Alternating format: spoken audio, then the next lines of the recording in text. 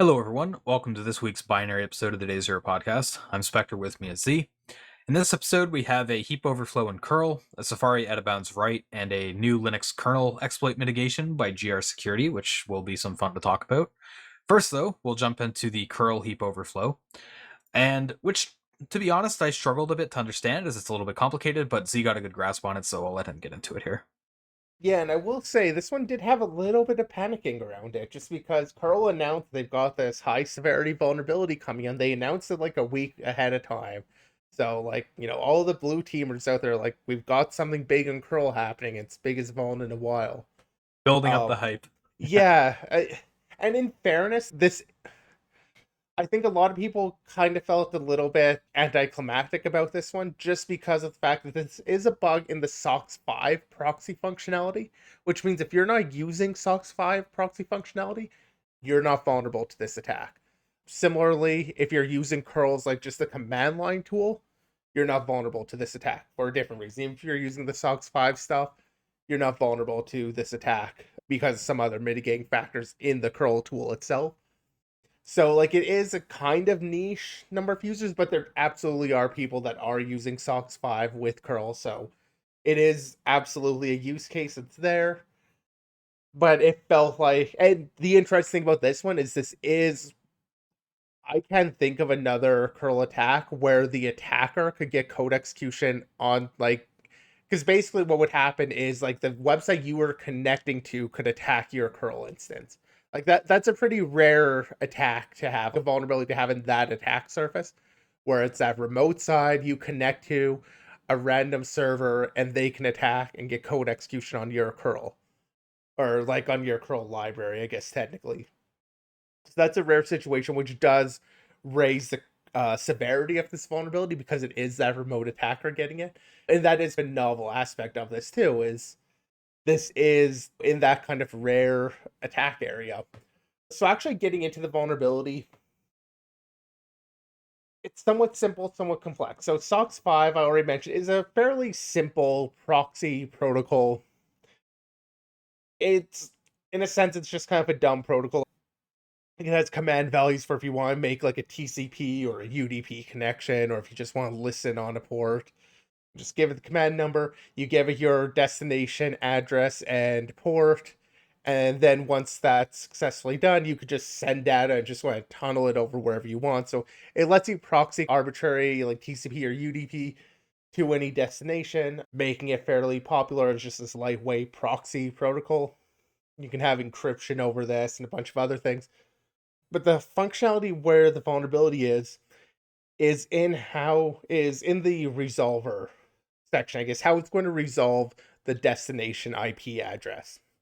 You can either have that done locally, use a local resolver, or you could let the proxy resolve it itself. So if you use the proxy in that initial message where you're sending the destination, instead of sending a IP address, you send in the actual host name and it'll do the DNS lookup and everything on the remote side of that lookup, or on the remote side does the lookup there, and then curl doesn't need to deal with it.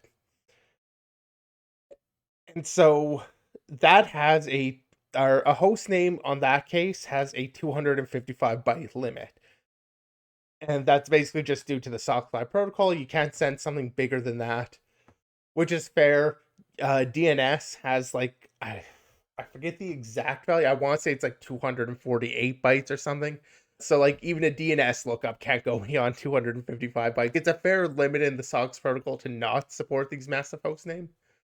So it has that lookup, or has that limit in this code for the SOX 5 handling, kind of way back in the day when this was originally written.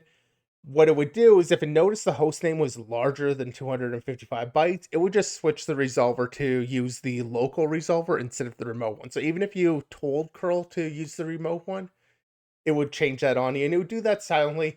And Daniel in this post makes mention like he doesn't think that was a good idea. It should not make that change. It should throw an error. That is what they're doing now, is they're throwing an error when they run into this. But he agrees that that's not a good practice, to just like silently change what the user asks for. Anyway, so getting into the actual bug, it happened while he was porting the old code into kind of newer non-blocking code. And so in order to incorporate kind of non-blocking aspects, so that is not just waiting for everything to end and doing it all sequentially, but letting other things run at the same time. In order to accommodate that, basically wrote the function, added in a state machine or something that's going to track the current state, what it's needing to do. And so kind of the function can execute and go through the states until it can't anymore. So until it doesn't have enough data from the SOX proxy or whatever it's waiting on, whatever blocks it can just go and keep executing, hits that, and then it could just, it saves its state and it returns.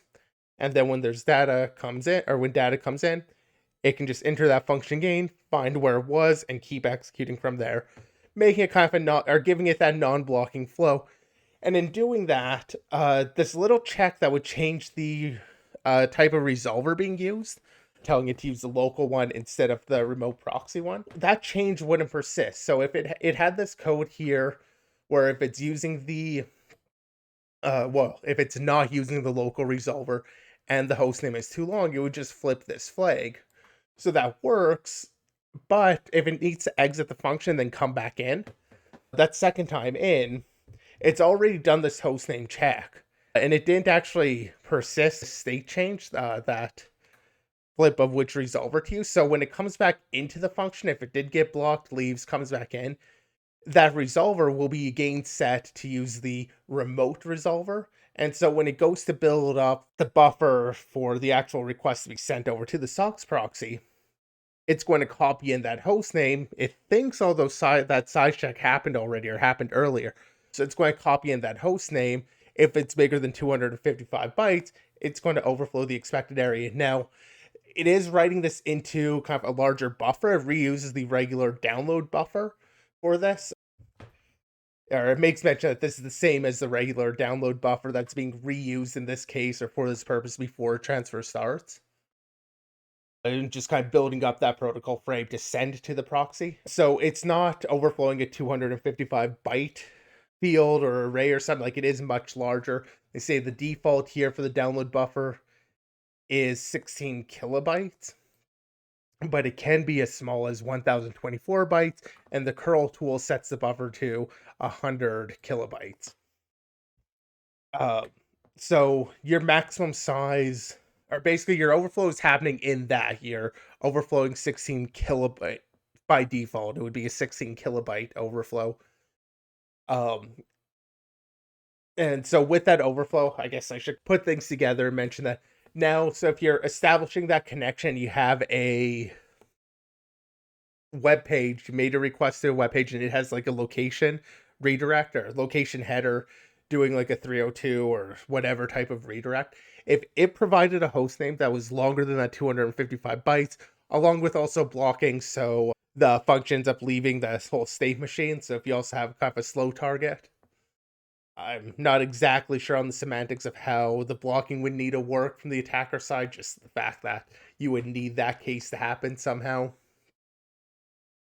It'll basically take this really large location out of that location header. It'll take that really large host name, write it into this buffer, and if you provide something long enough to overflow the buffer, it will overflow the allocate or that download buffer into whatever else is nearby.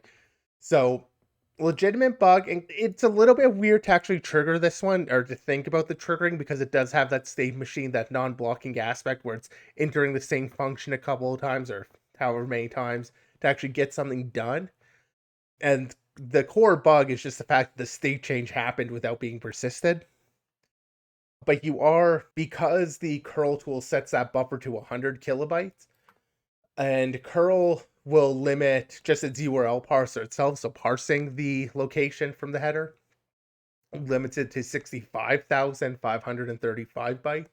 Because of that, you can't get enough data in the hostname to overflow the buffer when you're using the curl tool, although you would have enough to do the default download buffer size.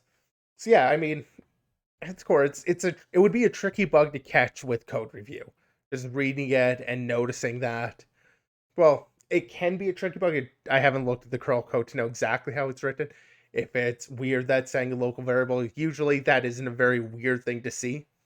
So yeah, in this case though, definitely Well, comes you got out to get into a bit of a weird headspace, right? You got to think of it in like the reentrant nature of it. You got to keep track of things in a way that you typically wouldn't when you're reviewing code.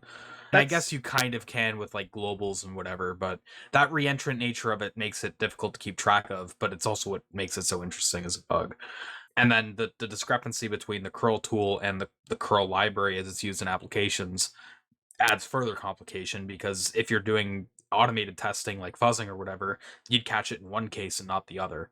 So there's some interesting factors into this bug that make it, not too surprising that it was hiding sort of for a little while. yeah, like fundamental other factors that add into that I mentioned earlier, like an actual DNS lookup can't even have a 255 byte name. At least UDP, I haven't looked at how DNS over HTTP works and stuff, if it maybe alleviates some of those size constraints. But I think they talk about it in here. Okay, yeah, it does mention here DNS only accepts host names of up to 253 bytes. So, like, there is no legitimate case where this bug could be exercised because there's no legitimate case where you actually have a DNS entry large enough for that, I guess. Or at least not that I could think of. And they mentioned here like a legitimate name that's longer than 253 bytes is unusual. Okay, they do say unusual, so there may be some. I guess if you use the prefix saying maybe you get an entry that's smaller, I'm not sure. But in a real name longer than 1024 is virtually unheard of. So, like, yeah, it would be pretty. As it mentions here, this pretty much requires a malicious actor to feed it that long host name while the SOX proxy is being used. It's in the remote resolver thing, and having that blocking happen so that it re-enters it. It's And not something that's going to trigger in like regular behavior to get caught. yeah, it won't get exercised at all in that. It could only be like the fuzzing that maybe gets it. Um, and even the fuzzing, a lot of fuzzing limits the input values, so you don't get these massive inputs. I mean, yeah, I It kind of feel depends like, on what's on the well, context. yeah, like you would get large enough inputs, but to decide to put it specifically into that location header of that big feels like at least some fuzzers might not. Although, I mean, there's definitely reasons why it could. So yeah. But yeah, I think in terms of hunting this, like it is just a hard bug to spot. It feels like a pretty subtle bug. I'd agree. Yeah. I didn't actually I noticed it kind of at the end of the post here, but I didn't actually check out before here. But there is a HackerOne report. I'm just curious if it mentions anything about how they found it. Oh no, I mean he does walk through the code, so that makes me think they could have been reviewing the code to note it. Especially because they seem to go into a lot of detail here, but yeah, it's not explicitly mentioned if like buzzing was used or something. Yeah, and Yeah, it's I an was just reading interesting through some of the bug. comments, but I don't see anything obvious. Yeah, it's a great find. I get why they took note of it and gave that pre-announcement because it is very rare to see a bug that is where like the website you're visiting can attack you. It gains curl. Like that's not the usual place we see a lot of the attacks come in. A lot of them have to do with how curl is being used on the server side. Yeah, and highlighting that towards the end, they mentioned that this was actually the largest bug bounty that was paid out in curl. It was a 4,660 US dollar bounty. So that's a So pretty it cool had aspect of it as that, well. plus it had the bonus from the Internet Bug Bounty. Right. Yeah, So the that was additional 1165. Yeah. yeah, so 5,825, Mm. I think. But yeah, got a good bounty for it. Well, a fair bounty for it. I guess you could argue that one. I'm sure some people would say it's not enough. Um, Yeah, I mean it's more than you'll see from most programs, though, especially through like Open HackerOne and source whatnot. stuff is like kind of rough because this is an open source project. Doesn't necessarily have a lot of funding to give out big bounties, even though it is well used. There is also, I don't know how much we want to go into it, but he does have a little bit at the end about talking about like, yes, this family of flaws would have been impossible had curl been written in a memory safe language instead of C, but porting it to, I do appreciate kind of the dismissive statement here, but porting curl to another language is not on the agenda. Just leave it at that. There's a little bit of a discussion there. Yes, if you were to port this over to like Rust or rewrite all in Rust, there's even a fair chance Rust would pick up some of the threading stuff, but there's a fair chance that Rust wouldn't even pick up this bug. If you were going for just code by code, like line by line translation into Rust, it changed the state value, it didn't persist it. Like it wouldn't even necessarily pick it up there. You wouldn't get the overflow, but you would still have that core bug. But yeah, I guess the overflow is what matters, so fair enough. I was thinking about the core bug still being there, but without the overflow, does it really matter? I'm thinking of maybe what other potential implications there could, like security implications there could be, but Well, none really come to mind immediately. I will just mention here that the Open Source Security podcast, their episode 397, talked about this and the glibc bug we talked about the other week, and got into a discussion about like problems with trying to rewrite everything in Rust. And they have a lot more experience when it comes to like maintaining open source software and like that whole ecosystem. So I would kind of leave it on with them.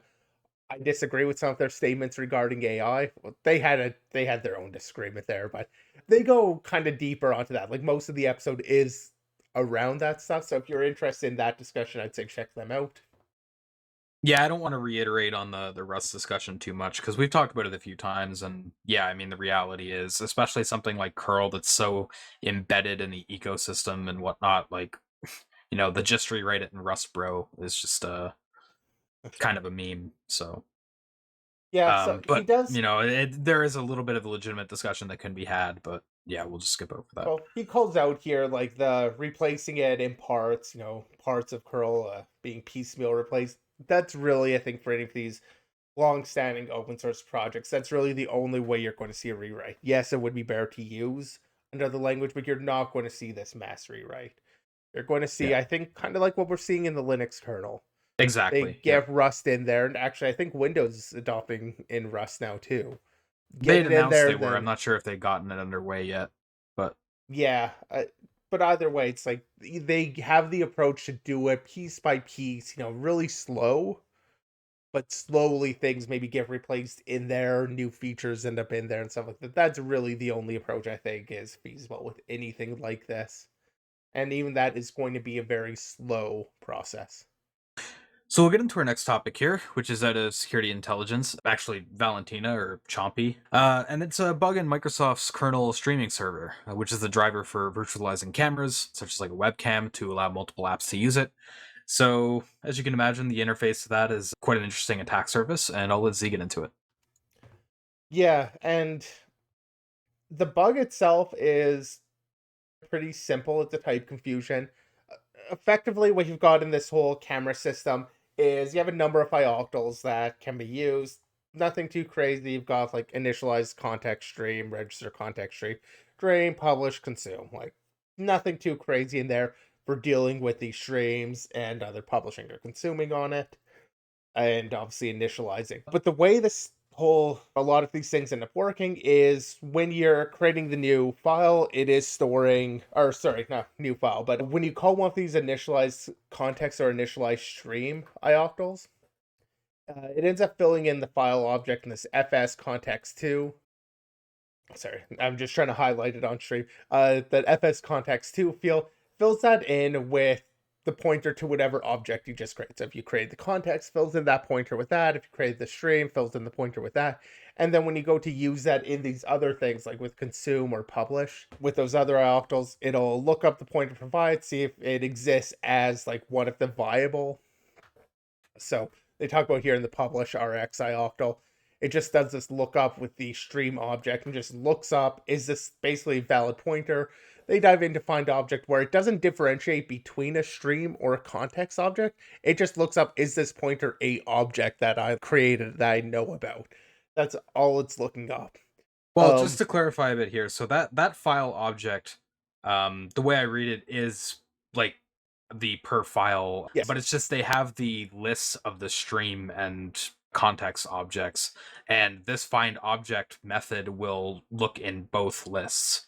So whatever it comes across first is what it'll return, and it can be of two different types, which the design for that seems like rife for abuse. But that initial FS context is just the context. It's not the stream, but yeah, it's kind of those two different lists where things get confusing. Yeah, like Literally for the effectively, vulnerability. like with this lookup, it's not differentiating between the two. So you can end up calling one of these things that expects you to be using a stream and actually be using a context, or you can call something that's expecting a context and actually have provided it a stream, and it just sees as, well, I found the object, so I'm good to go. And that is fundamentally the type confusion that happens, is where you have either the context object or the stream object, and depending on what you end up calling into, you could have your context object treated as a stream object or the opposite. For this bug, they found it more useful to take the context object, which is small by about hex 160 bytes. Since it's smaller, any of those accesses on what would be inbound stream object were out of, or some of those accesses were out of bounds on the context object. Basically, all of this extra area down there is going to be out of bound objects, or out of bound data for the actual object. Yeah, it'll be Uh, adjacent objects that you don't have ownership of.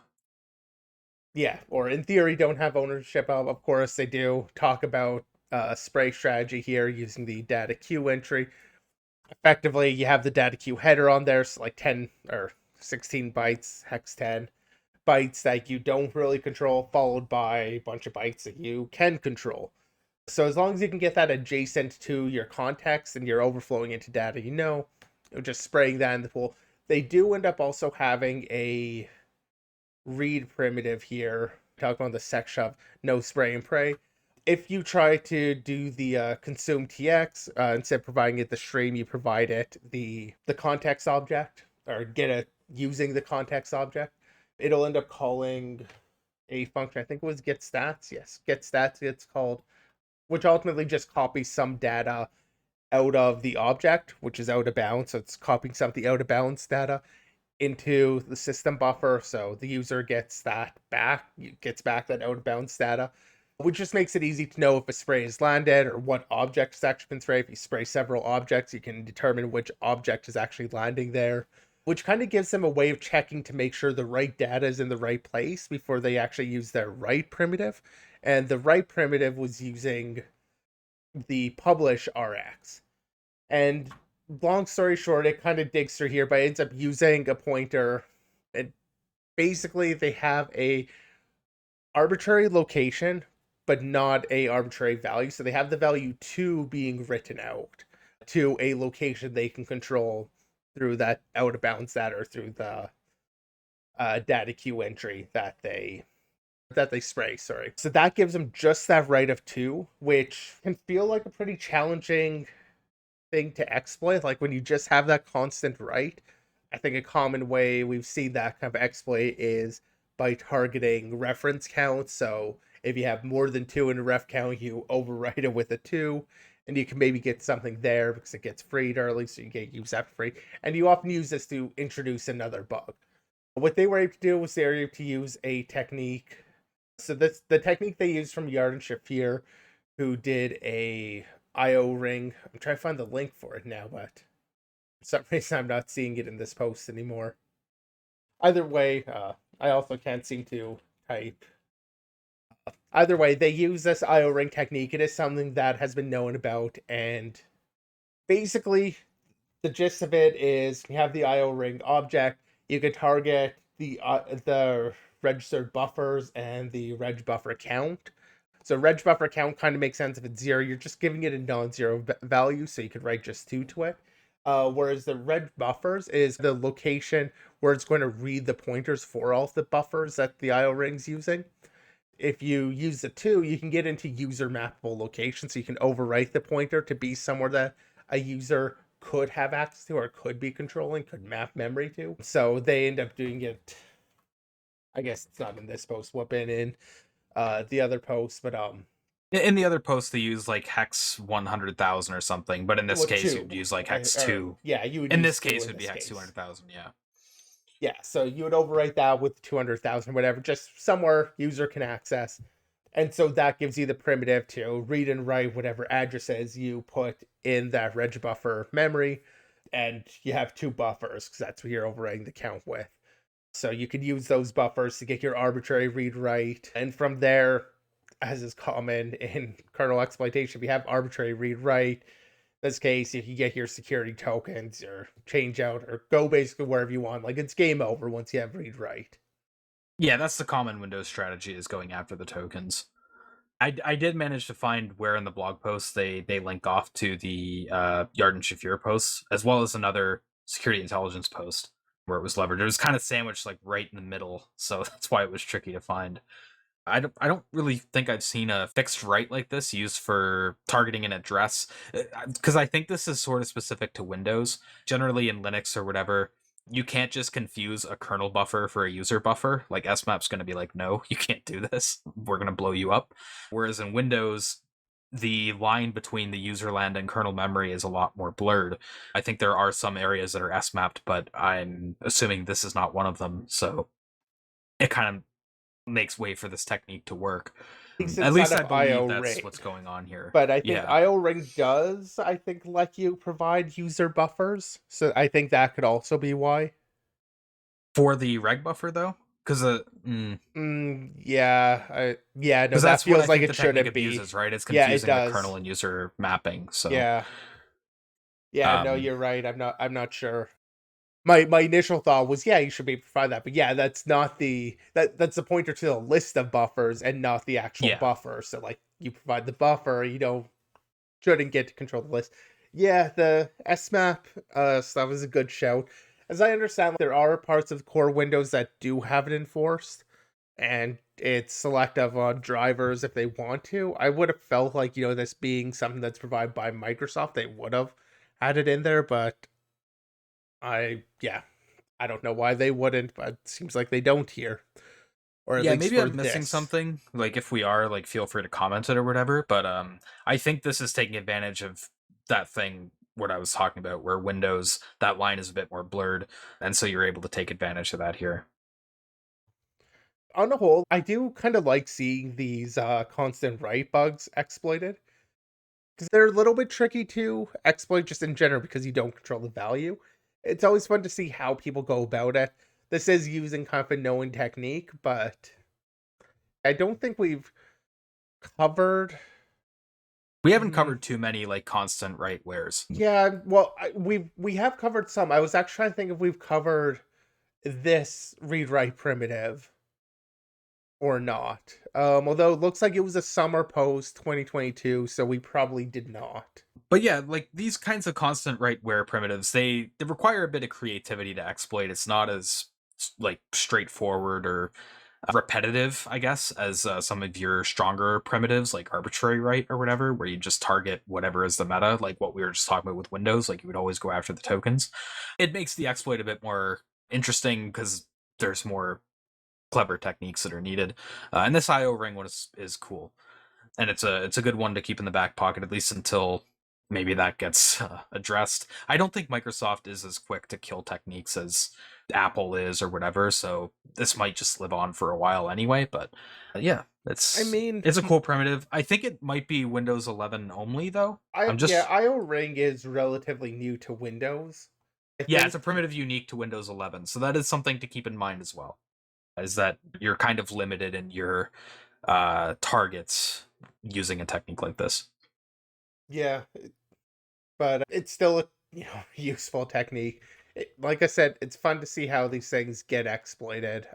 I'm just looking at this post. Looks like this post goes quite detailed into the actual attack beyond my little brief summary, or I guess the primitive. But yeah, It's worth noting that there was a little bit of complication in exploiting this bug as well. I won't go too much into it here, partially because there's a fair amount of terminology being used here that I'm not as familiar with because it's sort of specific to how Windows memory management works. Uh, yeah, like in this publish rx function, like after they'd get the constant right where, there was this ke set event function that would be called, and the pointer that it would use, this process build pointer, they'd have to make sure that that was valid. That way it wouldn't, crash immediately afterwards. So they talk a little bit about that. We'll shut that out in case you want to read that and get a bit more down in the dirty details of the exploit. But Yeah, yeah, I wanted there's to call it out, but it's not something that we'll really go into. yeah, there's actually a fair bit more that I'm kind of glossing over with this, just because of the fact that if you're not actively doing Windows or like know the Windows kernel stuff, I think it's less applicable. Like if you were to apply this idea elsewhere. Mhm. But yeah, as always from Chompy, it's a really nice post. There's some like it goes into the RE. Of course, where you're dealing with Windows, you don't get the nice source code that we get typically in a lot of posts. But the RE that's being done here through, I'm pretty sure this has been JHLIL. You can understand what's going on here pretty well. Like everything is named and labeled, and you can follow along. So yeah, awesome post. So next we'll get into a Safari vulnerability that was published by ZDI. I don't think we've covered any ZDI posts in a little while now. And yeah, so as I said, bug in Safari, and it's an integer underflow, no less. Pretty rare that you see that in modern browsers. And honestly, this bug is a bit of a unicorn. I thought these kinds of bugs were pretty much extinct from modern browsers. But as is usual with browsers, the issue ultimately involves callbacks. So most of the time with browser bugs, I like to look at the proof of concept first. So for those that are listening and not able to watch, basically the proof of concept will create an array buffer called AB, and it has a length of hex 1000 elements and sets a max byte length of hex 4000. It'll then create a uint8 array that is instantiated from that array buffer, and it'll define a callback. Really simple. All it does is resize the array buffer to 0 and return 0. And then on the final line, which is the critical line, it'll call copyWithin, which for those not familiar with what that function does, it'll basically do a shallow copy of elements in an array to another area inside that same array, and it won't change the length of the array. So copyWithin has two required arguments and an optional third one. It has the target element index to copy to, the source element index to copy from, and then there's an optional argument where you can specify an end index to cease the copying. So the POC will set the destination index to hex 20. That's fine. That's under hex 1000. That's like everything's good at this point. But then in the second argument, it's doing something a little weird. It's setting the value to a value of property, which invokes that callback that I mentioned earlier that resizes the array buffer to 0. And what's going on there might not be super clear, but in the browser engine, the vuln happens in this generic typed array view proto func copy within function, bit of a mouthful, but that basically implements or helps implement the copy within routine. And again, if you can look at the screen, I would encourage it as it might be a bit harder to follow audibly. ZDI pastes this function snippet here in relevant code. One of the things the function does is it'll take the length of the array, so hex 1000, and then it'll initialize the to, from, and final variables, which are essentially the arguments to copy within the destination index, source index, and end index. And it'll do that with this argument clamped index from start or end function. The problem is on that second argument, the from argument, the array buffer length is changed to 0, which results in the from index ultimately being returned as 0. Now you're in this weird state where the array buffer is 0 sized, but the destination index is still hex 20, which would obviously be out of bounds at this point. Now the developers did think of this scenario as it's one of the oldest tricks in the book for attacking browsers is trying to resize the array buffer inside of a callback. So they try to like check for this and clamp it again. So they'll check if the to or from variables, whichever is higher, plus the number of bytes to copy is more than the length. And if it is, it'll try to clamp it down. It'll override the copy length to be the length of the array minus the to or from. The problem is where the length was set to 0 in this case, it would set the count to 0 minus hex 20, which obviously underflows and then is passed to memmove for the copy length, which is extremely large. So quite a funny bug. Like I said, bugs of this nature in GSC, I haven't really seen many in the last few years. This is like sort of reminiscent of what you see in like 2016 or something. So it's nice to see. I do question the exploitability of this bug though, because this count is a size t, so it's going to be a 64-bit value, and like as we've seen, like it's hex fff like all the way to e0. It's a huge value. I don't really see an obvious way that you're going to be able to interrupt this mem move. So I mean, of course, with a value so large, you're eventually going to hit either unmapped memory or you're going to corrupt things that are pretty difficult to recover from, which are just going to blow up the browser. And because you're in JavaScript and you don't have true parallelism, like you don't have real threads, I don't think you'd really be able to race getting your exploit off before the browser blows up. So I'm not sure if this would really be exploitable. Maybe there is a way to interrupt that copy before it gets like it goes too far, but I can't think of one. I don't see any obvious ones. So yeah, it's a little bit questionable as to whether this is exploitable. With the ZDI posts, we don't tend to get the exploitation details. It mostly just focuses on the bug. But given what I know, like my experience in WebKit and everything here, like I think this would be, unless you had some weird trick that I'm just not aware of, I don't think you would really be able to exploit this. Yeah, the one thing that kind of comes to mind to me is like you do have complete control over to and from, which are also size t values. I'm just not sure if because they're coming from the JavaScript, if you could provide a sufficient, well, so I guess you need to provide a sufficiently large value, although then you're also going to be clamped by like the starter end. It does those checks inside of that clamp function. It feels like you probably couldn't get a large enough value to make that copy small, but that would be the one place I would want to dig into to figure out the exploitability of this, because they do mention like on the Twitter post for this, they do call it a integer underflow remote code execution bug, which makes me think like there was a way to exploit this with ZDI. I usually expect them to want exploitation, not just taking a random underflow. Although this person, the reporter here, I believe, does work directly for ZDI, so maybe because of that, they were able to just report it. But oh no, I feel like it should be. There's probably some way they're managing to exploit this. That would be the one place I'd want to dig into, is like if you could just make the copy smaller somehow. Because yeah, I don't think you'd be able to race it too well inside of the browser, or well, just from the JavaScript, unless you also had like an extension or something. But that's a bit of an ask.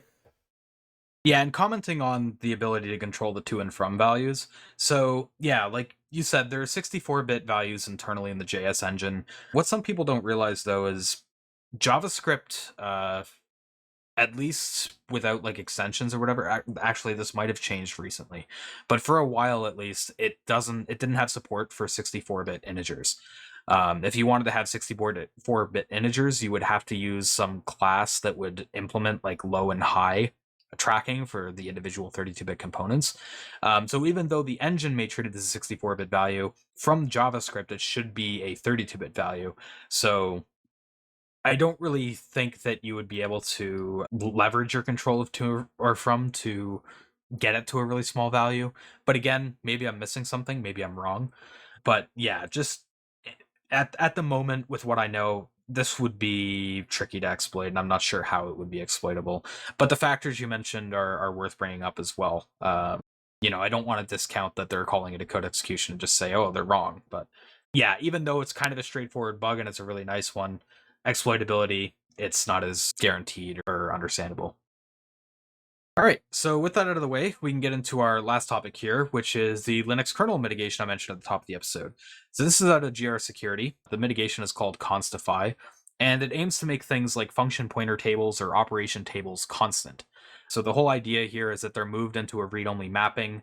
The operations tables can be annotated with this mutable const annotation, and then grsecurity's modifications to the toolchain will make it so that that's moved into a read-only mapping, and then anywhere in the kernel functions that are supposed to initialize those values will have some instrumentation inserted to temporarily make that mapping writable, so that that write can go through and that it'll close it off again. And it's aimed at preventing hijacking of function pointers for call-oriented programming or cop style attacks. So it's pretty Well, so straightforward in what it does. it's I figure we should mention at least like what prompted this was actually in the wild exploit that we talked about on the 2 episodes ago, I think. Maybe we had I think it the was in actually the the last episode because yeah, we weren't around last week. So wasn't sure if it was the last one or the one before that, but it was that Android in the wild exploit. And what they had there was they ended up getting, they basically faked the FOP structure for this ash. Yeah, actually, it is called out here. This ashmem FOP. So that's basically just in C. You don't have like proper, in a sense, object oriented stuff. So using an operation structure as common, where you'll have these common operations. So like read and write and like other things, you'll just have the function pointers as part of the structure. So that's what FOps is it's these file operations, so read write type things. And basically they just replace the FOps that were, or they crafted their own FOps table and then swapped out the FOps pointer to point to the crafted object. So that was kind of the root attack that led to them thinking, well, could we just make this whole structure constant or constify it and still let the source make changes, but otherwise don't? So I figured that's at least worth some context. And I also want to shout out that when we did talk about this bug, we were talking about the CFI aspect and shouldn't CFI have stopped this? And I had argued that no, the CFI isn't that granular. I was wrong with that statement. CFI is that granular and may have been able to stop this. I think the reason why it wasn't in this case was because it was still replacing a like read pointer and a write pointer with another object's read pointer and write pointers that still have that same signature. But on this one, I just wanted to add that context about the original bug. Yeah. And the idea there is like you would swap it with gadgets that are useful to you, not necessarily hijacking it to like a ROP chain or whatever. But you would set it to other functions in the kernel that cause some type confusion or whatever that give you a useful primitive. So yeah, we talked a bit about CFI at the time, which if it is the signature, then this would add a bit of value over what CFI would have, because that when I first read through this, I was like, okay, CFI pretty much is designed around preventing this kind of thing already. But if it's a granularity issue, which I'm not 100% sure it is, then this would add a bit of value there. The other thing that this does, they also patch in the randomized layout attributes on various structures to try to make the operations tables harder to assume the structure of. Like if you're an attacker, you would have to know which offset the particular operation you want to swap is at. At least that's the idea. I don't think it would be particularly effective, but I did want to call that out.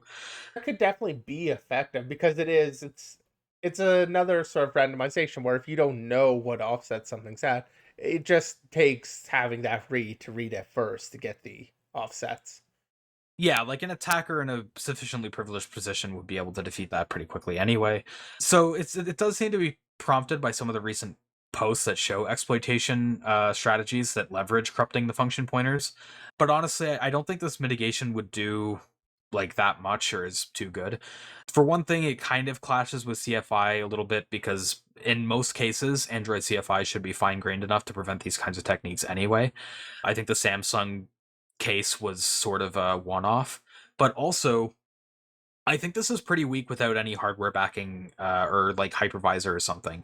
Because if you have sufficient privileges as an attacker to smash file operations pointers, you can also probably just overwrite the page table entries too for the permissions for that carve out and just make it writable again. It barely seems to add a step in the chain to get around this unless there's something I'm missing. And in the cases where a hypervisor or whatever does exist to protect the page tables, which is the case on some mobile devices with things like Samsung's ArcAP, I think things like this are being done already. So I thought it'd be fun to talk about, as I think it's a good example of a mitigation that's well intentioned but just doesn't really do a whole lot. It seems kind of weird to see effort being put into these mitigations that just seem to be chasing the recent techniques in this way rather than mitigating the initial primitives in the first place. I feel like trying to mitigate this late in the exploit stage is just a losing game unless you have, like I said, like a hypervisor in place or some higher privilege boundary. Yeah. Now, I will say we don't know exactly how this mitigation is implemented because it's closed source, like it's proprietary. They sell this. So how they implement that instrumentation is a little bit up in the air because they say at one point where the current CPU would be allowed write access.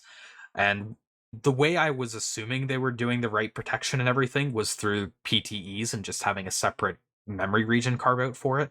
But the way they say current CPU makes me think maybe it's something else.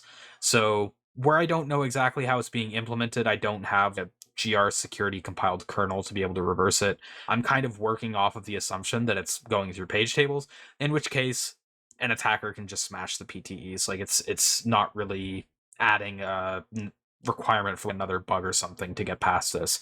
Yeah, that's kind of the thing, and you mentioned it where this is such a late stage mitigation, and it feels almost like an old school approach to trying to mitigate bugs by targeting the common techniques that were used. Where it's like, yes, it does do a little bit. Like, I will give them that. It does do something. And I think the randomizing the struct does mean they do need to go through the process of figuring that out ahead of time. And this constify does prevent the write to those selected objects that actually get the mutable const attribute.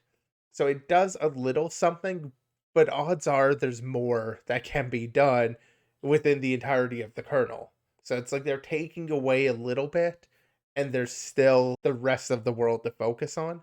It's not doing very much.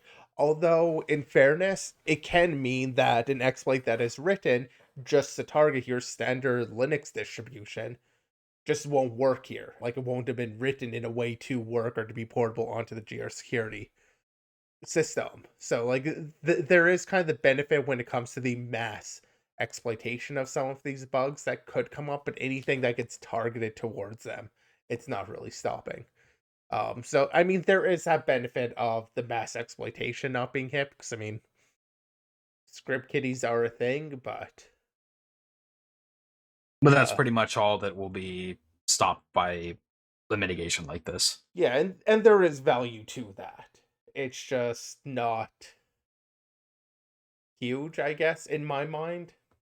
Yeah. We'll see the way that it's framed, because it talks about like wanting to build off of that in the wild exploit targeting Android. Those kinds of chains do tend to be more targeted. So framing it in this way, like, oh, we built this mitigation to stop scenarios like that, like I don't think that's really where it would add any value. You know, it would be more on the mass exploitation, like you're saying. So yeah, I don't think it's like completely useless, which is why I wanted to talk about it a little bit. But like you said, like it feels like a bit of an older style approach to mitigation. Yeah, like I think time is better spent much earlier in the stage, but Yeah. All right, so we do have a few shoutouts before we wrap up the show. One of them is from Project Zero, actually, and it's analysis of an in the wild iOS Safari web content, a GPU process exploit, post by Ian Beer. As per usual with these Project Zero posts, it's quite long, goes into quite a bit of detail. Didn't have quite enough time to really get into all the specifics of it, and there's quite a few like Apple specific things, because it deals with the Safari IPC and being able to hit the GPU from Safari. So it's pretty specific to Apple's setup, so that's part of why we didn't want to cover it also. But if you are interested in like iOS and Apple, we wanted to throw this out there because it is a good resource to have, and there might be some information here that's relevant to you. And kind of in the same vein, there was also a GitHub Security Lab post from MenuMo on a Chrome RCE through the Maglev compiler. It's sort of similar in terms of area to the last GitHub Security Lab Chrome RCE that we covered, but it's a lot more involved because it's like a mid-tier JIT compiler, so it's not the typical turbofan. It operates at a different like tier level. It's not as optimized and whatnot. Yeah, there's a lot of terminology in here that's would take some background reading to get up to speed on, and I'm not totally confident in our ability to cover it because it is so outside of even like the typical Chrome bugs that we cover. But again, if you're looking to do Chrome research, MenuMo's posts in the past have been excellent, and I'm sure there's some information that's of value in here to you. So, did still want to give it a shout out. But yeah, that's pretty much everything that we have for the week. So, as always, thanks goes out to all of you for listening. If you want to go back and check out past episodes, you can find them on YouTube, Spotify, Apple Podcasts, or links on Anchor. Feel free to join Discord and follow us on Twitter. Links for those are down below in the description. And we'll see you next week.